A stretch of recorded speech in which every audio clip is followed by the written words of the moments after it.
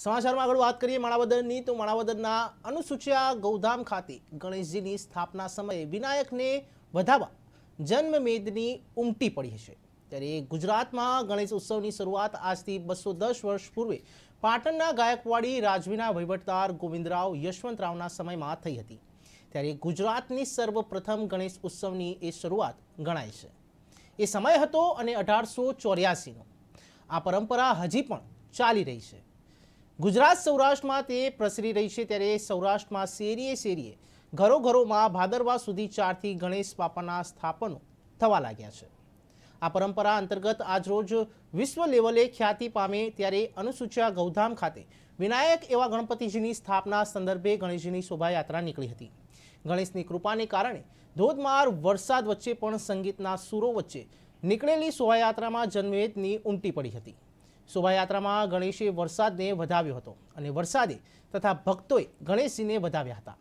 શોભાયાત્રામાં કર્મકાંડી વિદ્વાન બ્રહ્મદેવતાઓ દ્વારા વિનાયક દેવની વિધિવત પૂજા અર્ચના અને આરતી વગેરે ગણેશજીનું સ્થાપન કરાયું હતું। આજરોજ અનુસૂચિયા ગૌધામમાં ગણેશજીનું સ્થાપન કરવામાં આવ્યું। તેની સાથે સાથે વરસાદે પણ અમને આશીર્વાદ આપવા માટે સ્પેશિયલી મહેર વરસાવી અને આજે 4 વાગે આપણે સત્યનારાયણની કથા રાખવાના છે અને આવતીકાલે સાંજે એનું વિસર્જન કરવાના છે। તો સર્વે જનોને અહીંયા લાભ લેવા માટે વિનંતી। હું ડોક્ટર દીપિકા કિરણ મોર, અહીંયા નંદીની બાળકોની હોસ્પિટલ છે અમારી માણાવદરમાં। અમે આજે અહીંયા શ્રી ગણેશજીના દર્શન કરવા આવ્યા છીએ।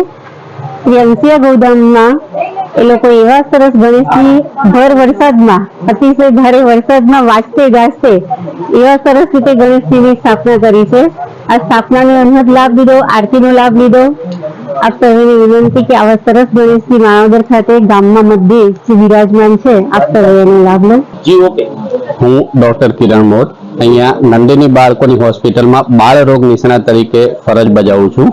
આજ રોજ અનુસૂચિયા ગૌધામમાં શ્રી હરેશભાઈ અને શ્રી હિતેનભાઈના આમંત્રણથી અમે ગણેશજીની જે આજે ગણેશ ચતુર્થી નિમિત્તે સ્થાપના છે એ નિમિત્તે અમે અહીંયા દર્શનનો લાભ લેવા આવ્યા છીએ।